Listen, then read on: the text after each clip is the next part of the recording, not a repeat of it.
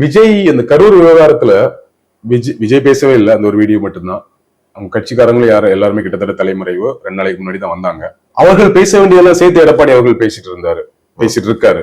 ஒரு ஏடிஎம்கே கட்சி தலைவர் இப்படி விஜய்க்காக கூட்டணிக்கு வந்து இவ்வளவு ஓப்பனா இருக்கிறாருங்கிறது நெகட்டிவா கிரியேட் ஆகுமா இல்ல பாசிட்டிவா இருக்குமா? பாசிட்டிவா தான் கிரியேட் ஆகும். இது நெகட்டிவா கிரியேட் ஆகாது. ஏன்னா அரசியல் நேரத்துல உங்களுக்கு எங்கெங்கெல்லாம் சப்போர்ட் கிடைக்குதோ எல்லா சப்போர்ட்டையும் சேர்த்துக்கிறது தான் ஒரு அறிவார்ந்த தலைவருடைய அழகு. அதை வந்து அது ஒரு தப்பான ஸ்ட்ராட்டஜி. யாருமே தேவையில்ல, நான் தனியா நிக்கிறேன் அப்படின்றது வந்து நீங்க ஒரு போருக்கு போறீங்க. போருக்கு போகும்போது தன்வினையும் மாற்றான் வினையும் துணை வழியும் எல்லாம் தெரிஞ்சுதான் நீங்க ஒரு போருக்கு போகணும். அதனால நீங்க விஜய் கூப்பிடுறது தப்பு கிடையாது. இப்போ நான் இப்போ இதே திமுக சைடு கேட்கிறேன்.